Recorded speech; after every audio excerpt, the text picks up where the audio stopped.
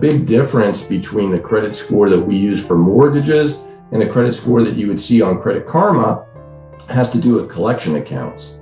The score on Credit Karma ignores paid collection accounts, right? That's huge, right? If you have a $50 medical collection, a lot of people don't think that that's a big deal. But if that popped up, on your credit report and you pulled credit for a mortgage, a $50 collection account could drop your mortgage credit score 100 points.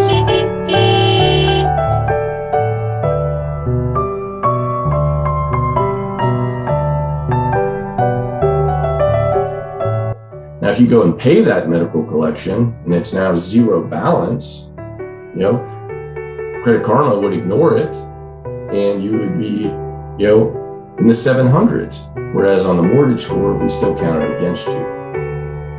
Score, how is it determined? This is what I talked about earlier. Really what makes up the credit score? What moves should you be doing? If you'll notice this pie chart here, 65% of your credit score comes from two categories. The most important one is make your payments on time.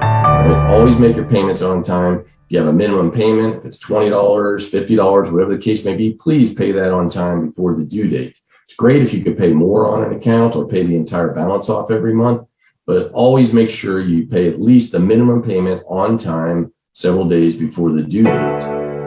30% of your credit score is amounts owed. And specifically, we look at amounts owed on credit cards. We call it credit card utilization ratio. The bar raising, we keep moving it up. Ain't no surprises here, they knew it was us. Apologies if I was doing too much, but I always came through in the clutch.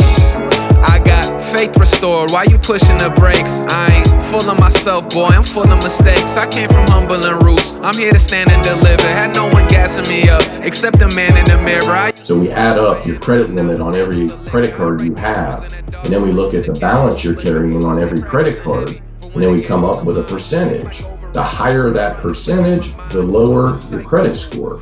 So people always ask, where should my utilization ratio be? What percentage should I carry? Well, below 50% is good. Below 25% is better. To have maximum credit scores, you want to be below 10% of your credit limit. Apologies if I was doing too much, but I always came through in the clutch.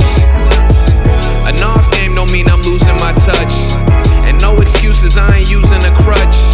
Apologies if I was doing too much, but I always came through in the clutch. I was falling, had me stalling. I was way down, now I'm balling. Not zero, right? And we'll talk about that in a few more slides, and I'll explain what I mean by not zero.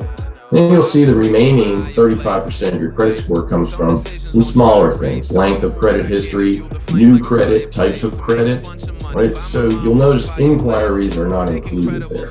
To celebrate and get mad lit.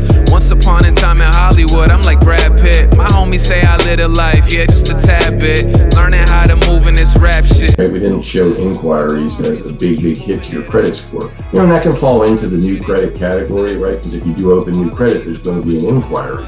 But don't fear having your credit report pulled, right? A lot of times you read stuff that says, don't have your credit pulled, it'll drop your scores, right? And that's something that I tell people, don't worry about that. You've got to have your credit pulled if you want to apply for a mortgage or other type of loan. And we have special rules in place for inquiries for big ticket items like mortgages, student loans, and auto finance, so it doesn't damage your credit score.